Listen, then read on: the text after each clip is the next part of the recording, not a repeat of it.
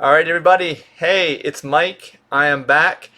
I've not been back doing any live videos in a couple weeks now because things have been so busy with stuff, and I will give you an update. But before I give you the update, I want to let you know that we are doing Q&A like I normally do here with the live videos.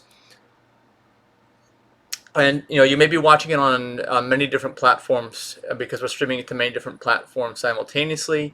But if you want to ask a question, just go to VeganVideos.info or PlantBasedVideos.info. Either one will take you straight to our YouTube channel, and you'll see the live stream there, which is the same one you're watching now, depending upon where you're watching it, and you can ask questions there, and I will read them right on my little screen here, and I'll be able to answer them. So just Q&A the whole time. But as you can see, I wanted to do this video on seasonal affective disorder, or SAD. I just got reminded of that over the last couple of days, and really wanted to do a video just on this. So if you are affected by that, or if you know anybody that has this, I think they call it a disorder now, but we're going to get into like a deep dive on this in terms of discovering what it really is, at least what I think it really is. I don't necessarily think it's a disorder, but and why. But I also want to mention this, let you know a few things we've been up to recently, because it's why I haven't done any live videos. I actually went and just did a live, long video, my longest video ever, on one of my YouTube channels. We have three YouTube channels. One of them is the nonprofit, one of them is my real estate channel, and then one of them is a digitalnomad.net. And that one, I just released this longest video ever 2 days ago. It's like 2 hours and 40 minutes long, and it documents a trip that I took, which is why I wasn't able to do this. I was planning for this trip. Sorry, I checked my phone, and I had to pick up a new enclosed trailer and load it up with equipment, and it was over 4,000 pounds worth of stuff, and then tow that over 1,000 miles over the course of like 2.5 days. And my experience driving an electric vehicle and doing all that is what the video is on. So if you're interested in that and want to find out about that, it was very interesting, because I say EVs are coming into the mainstream now, but towing with EVs is not in the mainstream, and I definitely found that I was kind of out there on my own in that video. It was pretty interesting. So I acquired some equipment that we're going to be using in our nonprofit events going forward, our VegFest. We've got like 13 of them on the books, I think, between now and the next 365 days from now. And if you want to find out what those are, just go to VeganEvents.info or PlantBasedEvents.info. Either one will take you to our calendar. We're going to be adding a couple more, I think, in the near future. So just keep an eye on that calendar, and you'll see what's going on. And again, if you have any questions, any kind of input here, go to VeganVideos.info. It's listed right on the title of this. Just if you forget what I'm saying, you want to know where to ask a question, just go to VeganVideos.info and type there. I haven't had any questions yet, but when I do get questions and I see them, then I will do my best to answer them. So let's get into the topic, seasonal affective disorder. Now, what is it? Well, as you know, there's cycles that the Earth goes through every year, involving the angle of the sun and the rotation and the axis of the Earth, and all that creates seasons. And it's more than just temperatures in different seasons. There's different amounts of sunlight, and there's the angle of the sun and the intensity of the sun are also changed during the course of the seasons, which also regulates the temperatures. Of course, the further the sun is away from you, and the further you are from the equator, the less sunlight you're going to get. So for somebody like me, I've always lived in climates, well, growing up anyway, where there were 4 seasons.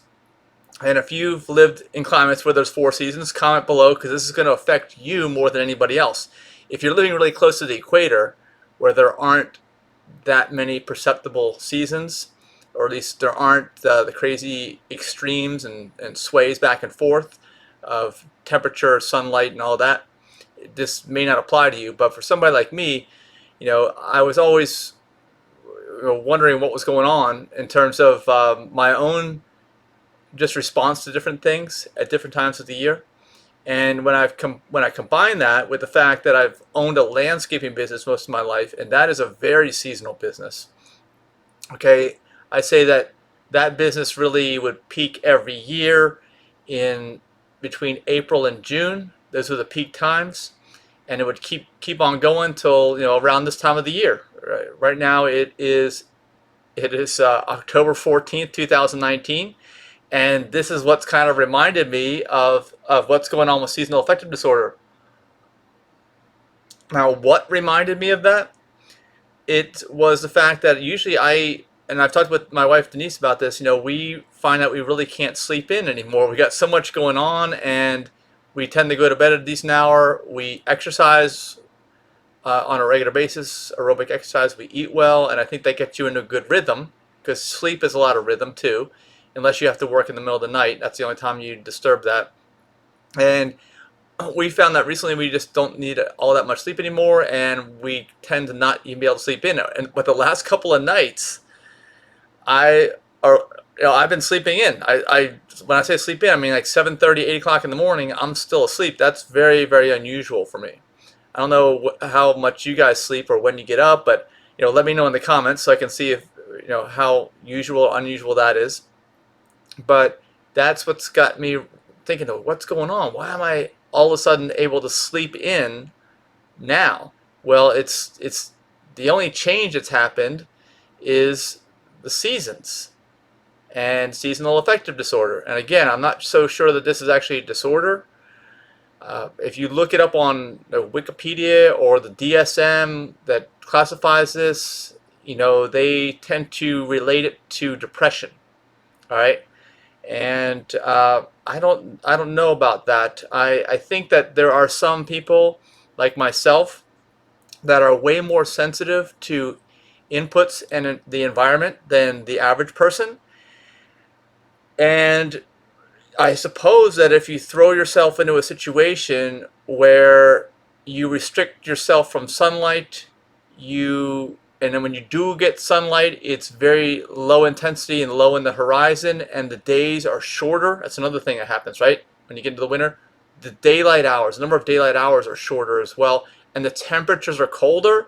When you mix all that together, that I guess that's what they're saying could throw people into what is classified as a depression. Now, I don't go into depression mode, all right, but I've also made a lot of changes in my life recently over the last number of years to where maybe that's just not possible. I mean, in the past, I almost felt like I wanted to hibernate. Now, I wouldn't call it depression. You know how that certain animals like to hibernate in the winter, like the squirrels I see out the window right now are gathering nuts, and there are many animals that do hibernate in the wintertime. So I see that as a natural extension of seasonal affective disorder, is the tendency to hibernate.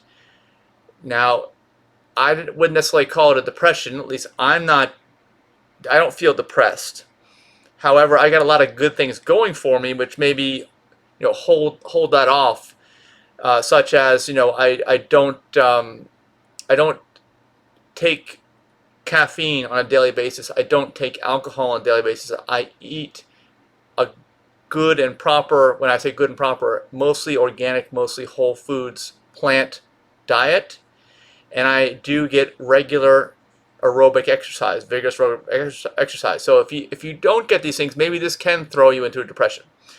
Okay, Levi. I see Levi Wallach has got a comment on here. Thanks for making a comment. He says, get a full spectrum light if you have to be indoors a lot. It helps moderate the effects. I would agree with that. I don't have one, but I would agree that it probably would. For someone like me, though, I am really sensitive to this stuff, so I would think that would help. Although I don't think it would be enough for me. So anyway, like I said, I have in the past had exclusively a landscape business. I felt like hibernating in the winter. This is when I lived exclusively in the state of Maryland, and the part of Maryland was northwest of DC in Montgomery County. So it tends to be colder and windier there. And I definitely, like I said, for years and years as an adult, this is after growing up. Growing up, I didn't really notice it so much, but as an adult and working this seasonal job and having the 4 seasons in the area, and then me just not liking cold all that much, and I've never really I never had an excess weight problem, so I've never been real insulated, okay, with fat from the cold weather. So the cold weather tends to affect me more as well, because I just don't have that built-in insulation, which I could have, but I don't. So I guess, back in the time when I was exclusively running my landscape business, and I'm not in that pattern anymore, and exclusively in the state of Maryland, and I'm not in that pattern anymore, I recognize this as an issue with me. Like I said, I never felt like I was in some kind of a depressive state, even though that's how people tend to describe seasonal affective disorder. They tend to relate it almost exclusively with depression. And I think that they also, in some people, tend to think that on the other side of depression in the winter or the cold months, that a lot of people who have seasonal affective disorder have anxiety in the hot months, okay, like the exact opposite. And I will say that, I don't think that translates to me, although I have a lot more energy. When you're working an outdoor business and a landscape business, you have to have a lot of energy during the growing season, right? You just have to. So I wouldn't call it anxiety, but it's just part of the natural cycle of that business. It's part of the natural cycle of nature. I don't necessarily think there's anything wrong with it. Now, if you really, you need to determine how you are on your own self. You need to be very observational of your responses to these types of things, and it may be that you get into a depressive state, and if you do, you better go see somebody about it.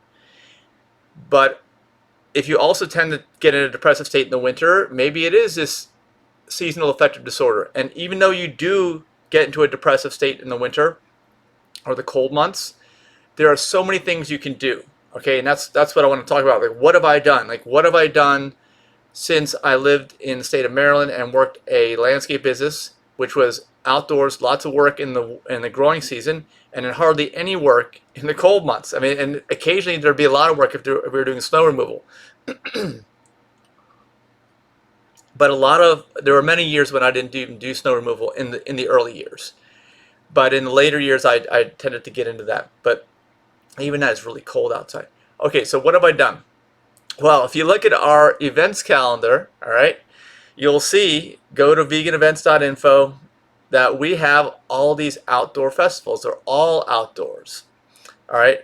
And if you look, at where they are, at what time of year, you'll find that we try to have these events outdoors in like the best weather there is in that particular location. So, right now I'm actually outside of the DC area right now, and I'm recording this video, but you'll see as I do more of these live videos that I'm going to be moving down south okay, for the winter, because that's, if you look at our calendar, that's where our events are in the winter, the cold months. They're in areas that aren't cold. They're all in Florida. Actually, well, we're going to have our next event, and actually our first event on this new format that we have. It's Wake Forest VegFest, and it's going to be in just a couple weeks, because it's the 14th of October today, and it's going to be Sunday, November 3rd in Joyner Park, which is a 117-acre huge outdoor park in Wake Forest, North Carolina, and it's open to the public, free, general admission, and we're going to have an amazing time. And you guys are going to be blown away, I think, by this event. So if you're anywhere near Wake Forest on that weekend, on Sunday, November 3rd, Sunday, November 3rd, it's going to be from 10 a.m. to 3 p.m. And it's basically a lunch event, I'd say. And we're going to start it off with a use of our video wall, which nobody's seen yet. I haven't even put it together. That's what I got when I went down last week to Georgia and Florida. I need to learn how to get that thing going. That's going to be at all of our events. And we're actually going to, first thing we're going to do is we're going to have a movie premiere, which is Code Blue, a movie that's put together by Dilip Barman, who lives in the Raleigh area. And he's one of the executive producers, and he will be there talking after the movie as well. But we're going to show it on the video wall, so it's going to be such a great time. Just make sure you bring your own chairs, blankets, whatever you need, and a jacket, because it will be a little bit chilly. But It should be a good day. Anyway, after that Wake Forest event, I'm heading down to Florida. We have, if you check our events calendar at VeganVideos.info, we've got the Cape Coral VegFest. Actually, we've got a Namaste event in Naples, actually the 17th. Cape Coral VegFest on the 24th. These are all November dates. Then I take a break in December because between Thanksgiving and Christmas, everybody's got a crazy schedule. It doesn't really seem to be conducive to having events outdoors, or any events for that matter, unless they're holiday parties. So then we start again in Florida in January with Fort Myers VegFest, Naples VegFest. Then into February we got Southwest Florida, which is our biggest one. And actually I've got the shirt on for that to show you. There it is. Southwest Florida VegFest, SWFL. That's what it stands for. If you're not familiar with it, Southwest Florida, and it's outdoors in the great weather that time of year. So make sure you join us. All these are free events. Then we have Miami VegFest, Charlotte County VegFest, Ocala VegFest, Savannah VegFest, Raleigh VegFest back in North Carolina. We're moving back up again. And then we go back up into the Northeast. Actually, we are in the Northeast in the hot months. And that's what I want to talk about also. I think that for me, oh, Levi, Code Blue. All right. Levi, where are you? Are you in the D.C. area? Because I actually watched Code Blue at Green Fair Organic Cafe in the recent time. It was like 2 months ago, something like that. I think there was an event at Green Fair, and I saw it there, and it is a great movie. It's about lifestyle medicine and about training physicians, medical doctors in medical school about lifestyle medicine principles and applying those to their practice once they get out, because unfortunately most doctors don't get any of that kind of stuff in medical school. And hopefully this is the start of something new, because we really do want to see that. And so Code Blue turns out is executive produced by Dilip Barman, who lives in the Raleigh, North Carolina area. So we're going to be showing that. And let me get back to summertime. So our summer events are all, or at least our warm weather events, are all from the DC area north. Okay, and to me, someone that feels like seasonal affective disorder is part of my own rhythm. I'd say it's a rhythm, right? It's a continually repeating pattern every year, every 365 days. I find that even in the DC area, and definitely below, it's just too hot.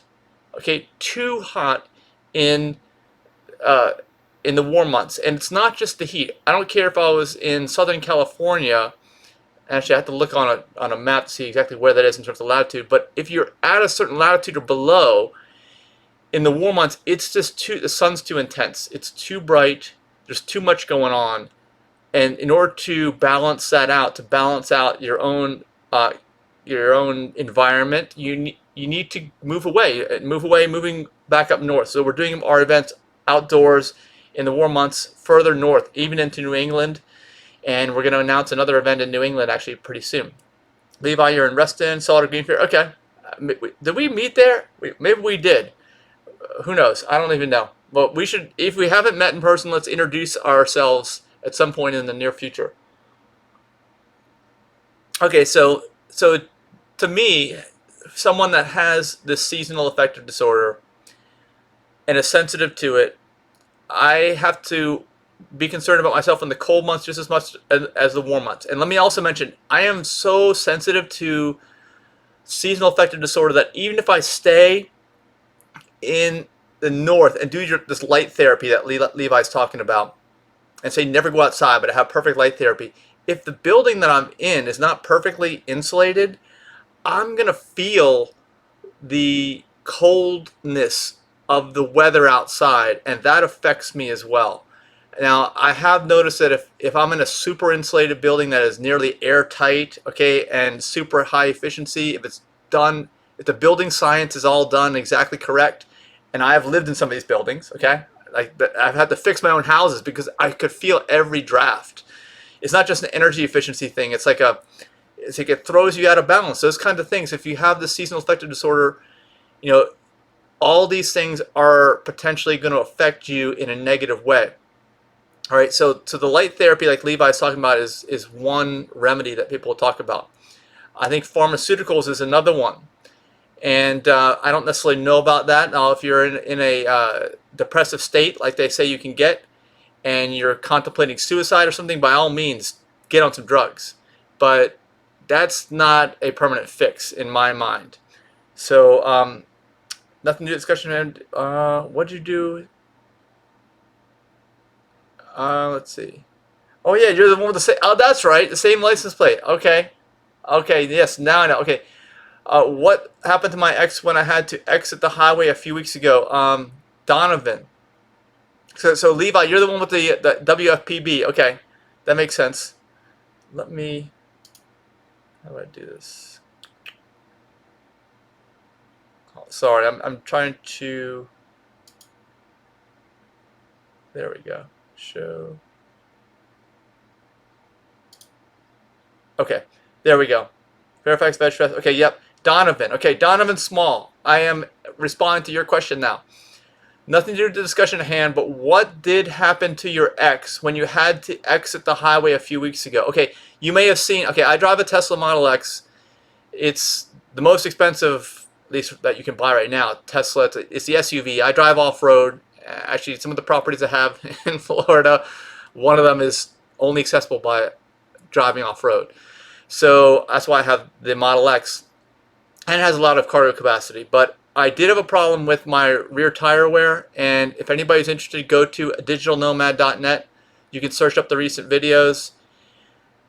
If you guys are familiar with Teslas, they have a problem with wearing the inner rear tires prematurely and not wearing them evenly, no matter what you do with the alignment, because the camber on those is not adjustable. So I actually went over to Electrified Garage, which is Rich Rebuild's place up in New England, and had some adjustable camber bars put on so I could adjust it and align it to 0. Anyway, those guys did the work, Chad and Chris, which you may know if you've watched these guys online. And it only took 2 months and 6,000 miles for my rear tires to get shot, completely shot. I thought 20,000, 25,000 miles was premature on the previous set of tires, same tires. But they got shot there, and the reason they got shot is because the adjustable camber bars are apparently of a very low quality, and apparently they break.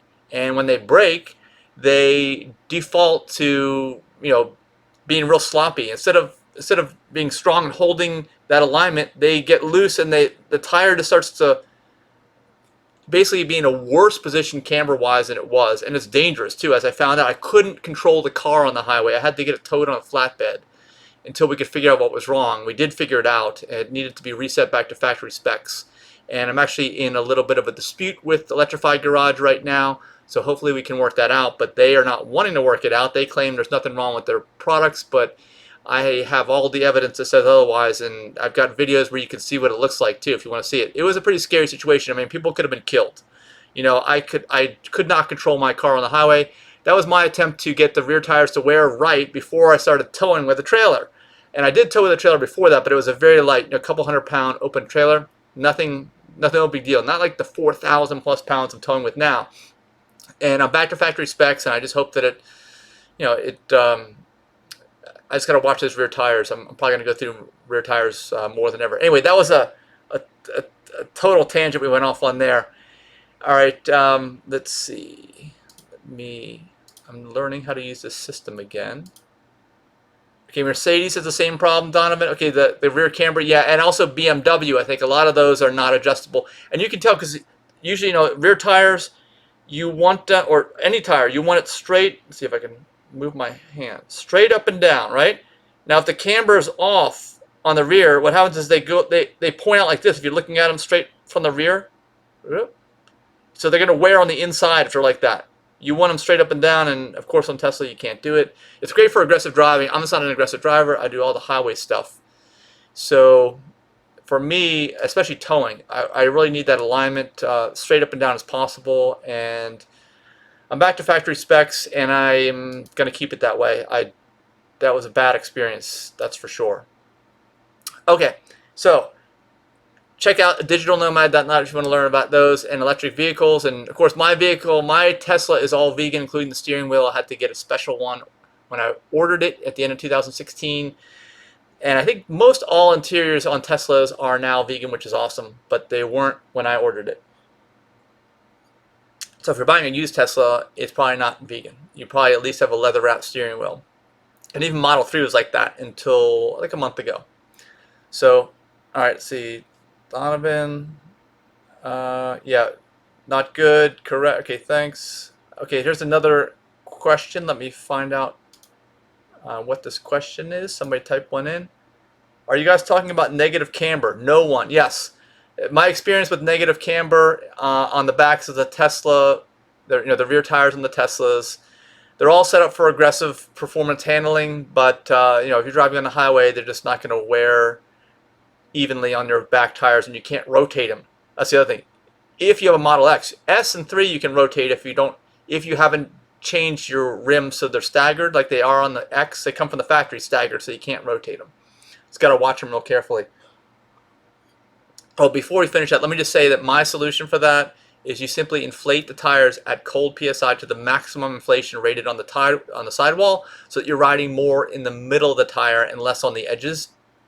And of course, you also program your car so that whenever you're driving below 45, you're on the high setting, and below 35, you're on the highest setting.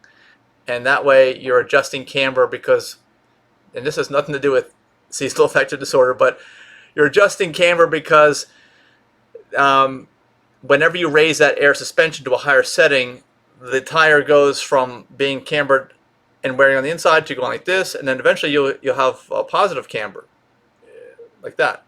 If you're at the highest setting, apparently. You can't ride in there for very long because the software limits you to speeds of 35 miles an hour or lower in that maximum setting. It lowers you down whenever you get above that.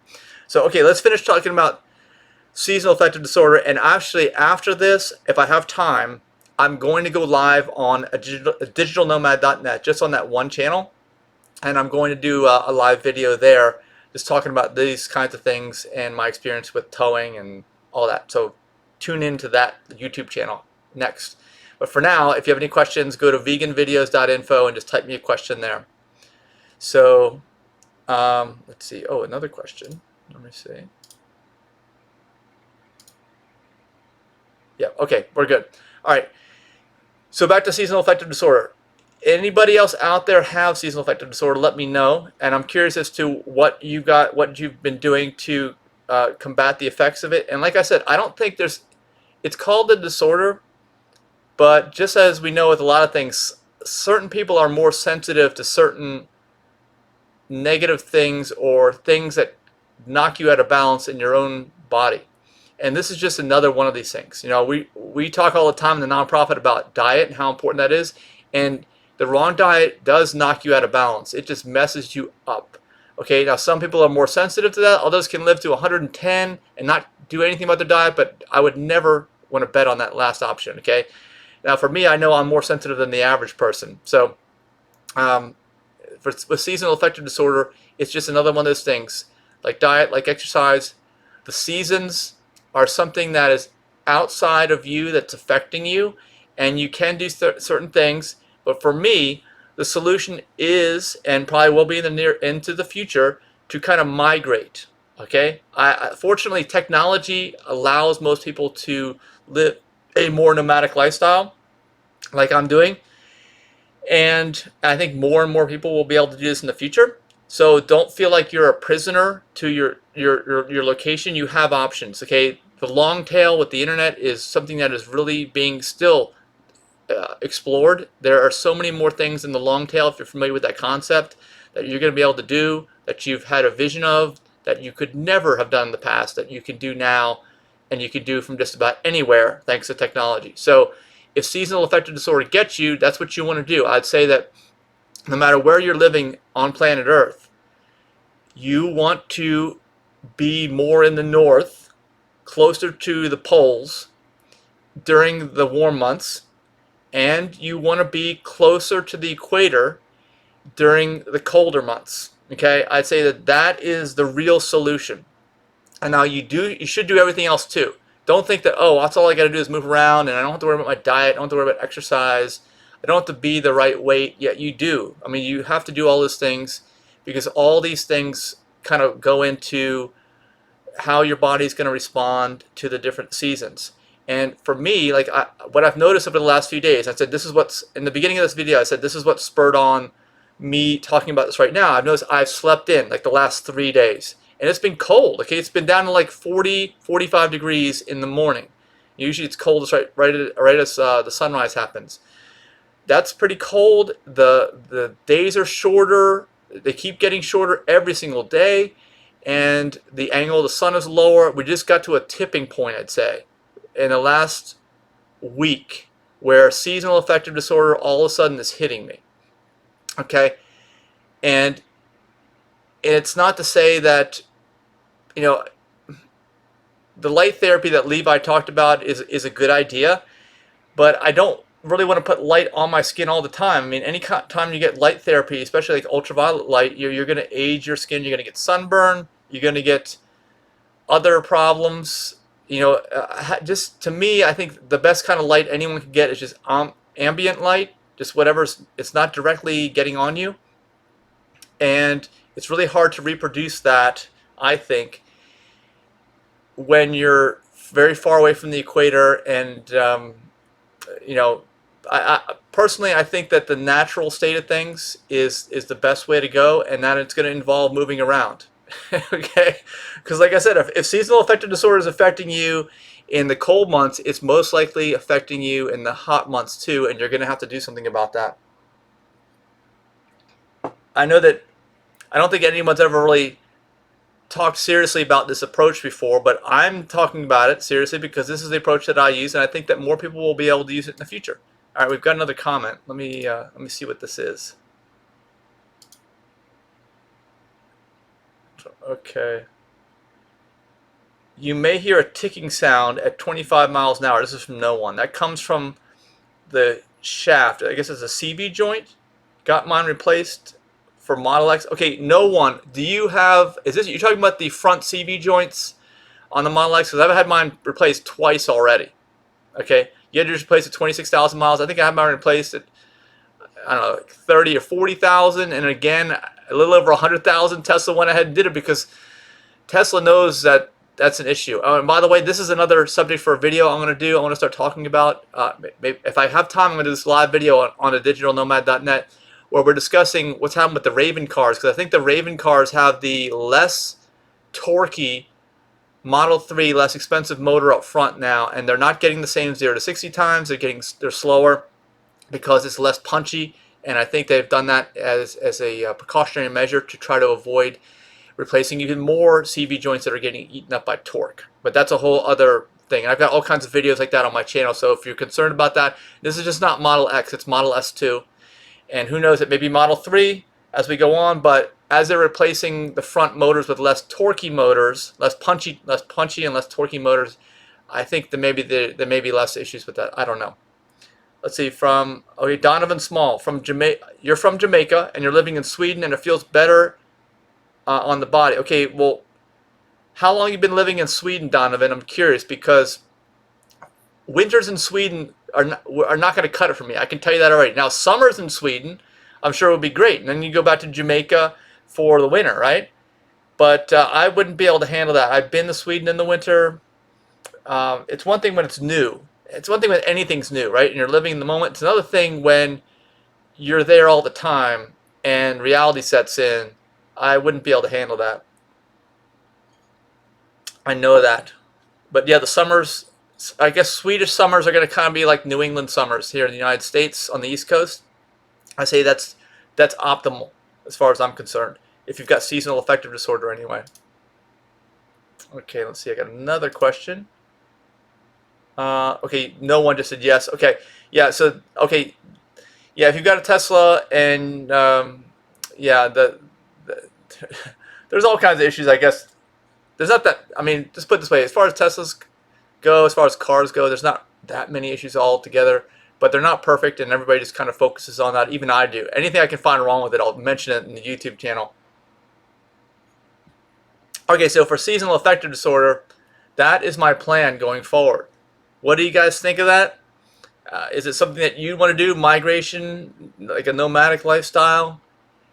And if you don't have seasonal affective disorder, you know, I mean, this stuff you're probably you're probably listening to me and you're like, this is crazy. Why would you ever want to do that? But maybe you are the pillar of health. Maybe everything in your life is in balance all the time.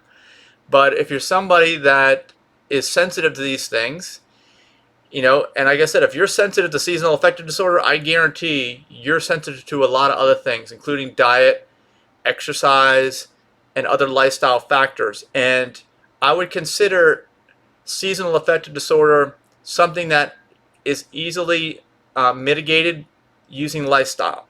Okay, I would not, for seasonal affective disorder, unless someone's forced to remain in the Great White North all winter long, I would never recommend that anybody go on pharmaceuticals, unless you're so depressive, you're like suicidal, and that's only temporary.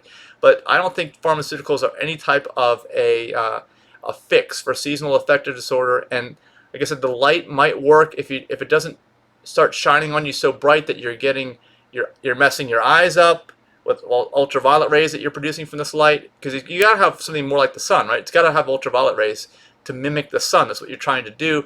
You're getting premature aging, wrinkling of your skin, sunburn, all these things you're going to get, even if you're using the right light anyway and hanging around it enough. So I think the ambient light of just being in the right climate is what your body really wants. That's just my opinion. Anyway, we've been doing this video for, I just got to be a timer here somewhere. I think that's about it. I mean, if you guys have any other questions before we go, let me know. But keep the discussion going in the comments, even if you're not watching this thing live.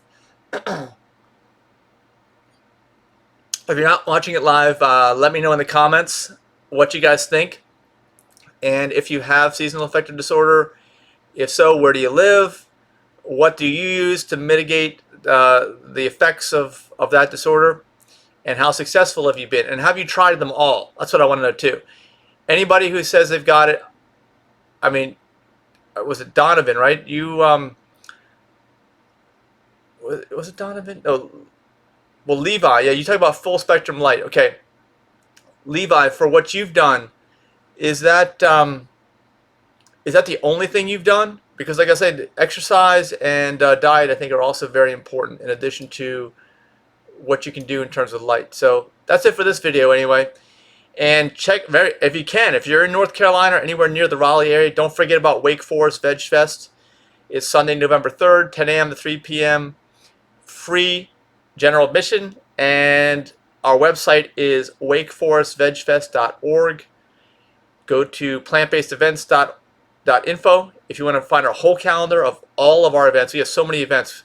We've got even a movie this week, actually, Levi Green Fair on Wednesday night. We're doing Plant Codes movie. We're bringing a 12-foot diagonal screen indoors. We're going to have dinner. So be sure to sign up from that if you're in the DC area. I'll be there with the screen setting it up. Anyway, thanks so much for watching, everybody, and we will see you again soon. Bye.